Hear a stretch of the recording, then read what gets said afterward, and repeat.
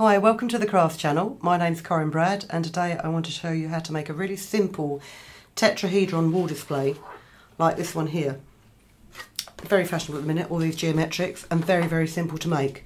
What we'll do is we'll put a link in the description to the template that you can download. I suggest actually, if you're going to make a lot of these, is you cut your template out of card and then you back it onto acetate, because then when you draw around it, see, if you draw around a piece of card too many times, the edges start to burr. If you do it with acetate, then you'll always get nice, clean edges.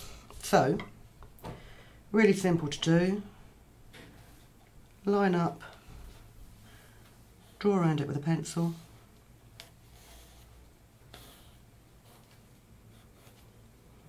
Like this. And then just put pencil marks in these slots, because these slots will indicate where your score lines are.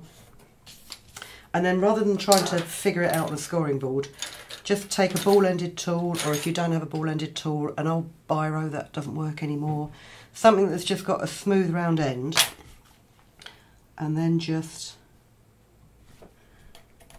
score along these lines. Oh.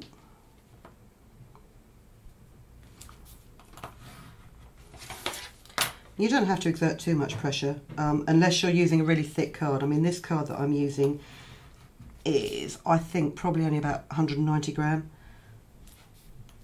Most card making card that I use is near a sort of 230 gram.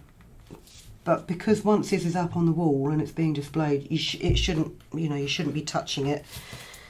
So you can use thinner card, but I wouldn't suggest you use paper, because paper will just make your life a nightmare. And simply cut out on these lines.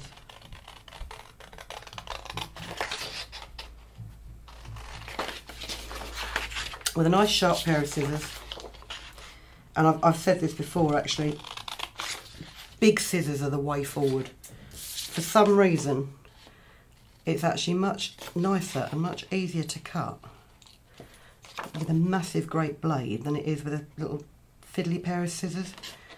Even when you're cutting small detail, possibly because you just don't have to exert so much pressure, because you've got, you don't have to push down so hard on the scissors.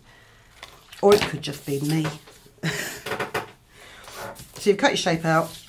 What you do is, now normally when you'd score a line, you'd fold away from the score line. Because you've got the pencil marks on here and you don't really want them to be visible, just score in on the fold line, like this.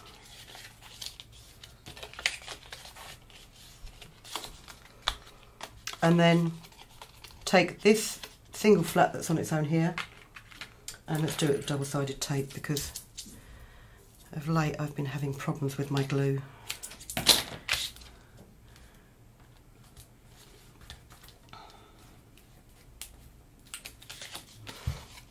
Okay, put a piece of tape or glue on this side and bring it together to make your triangle,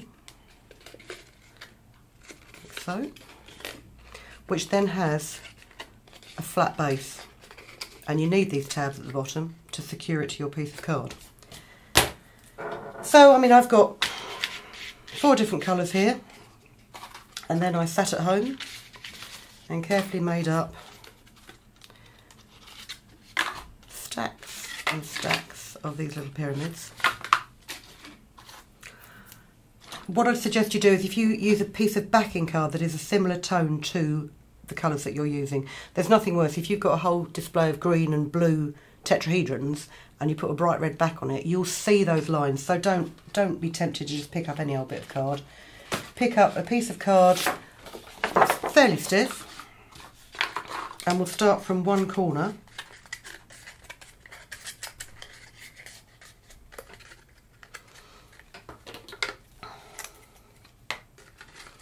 Fold in the base of your tetrahedron, put a bit of glue on there, put the lid back on the glue because you've squeezed it too hard and it's going to come out everywhere, and then just line your base up to the straight edge of your card. Now ideally what you want to do if you're gluing it or even if you're taping it is just hold it there for a couple of minutes. I'm going to attempt to hold it there while I do this one one-handed because I like a challenge.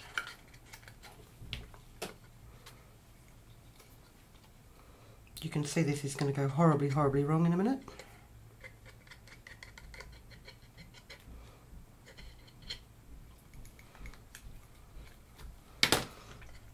Take your next one and line it up, not to this edge, but to this 60-degree angle here, like so.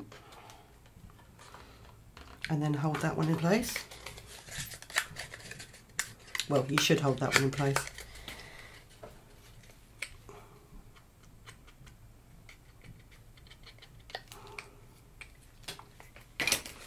And let's put this one, let's think. Yeah, let's put this one up here. And then change colour to a slightly lighter shade. Now I'm not going to stick all of these down. I just want to give you the general gist of how you can build up quite a nice, almost like an ombre effect, geometric display. And the great thing about this is this kind of stuff is so lightweight that you can just hang it up on your wall with a bit of washi tape. Rosie, the editor of Papercraft, actually has the red and pink geometric design one in her living room, and I said to her I need it back because I'm doing a demonstration. She's like, oh, it's alright, I've only washi taped it to the wall anyway. But just build it up, and you don't have to have a perfect triangular design. You can go a bit random with the way that you lay it out. Ooh. But it's always easiest if you have got another tetrahedron that you can line it up to, or like the horizontal edges of your paper. So as I say, I'm not going to continue to do it, but you can see that what you would do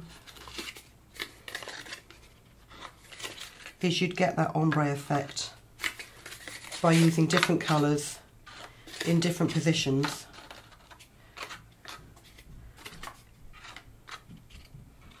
Across there. Let's move that to one side.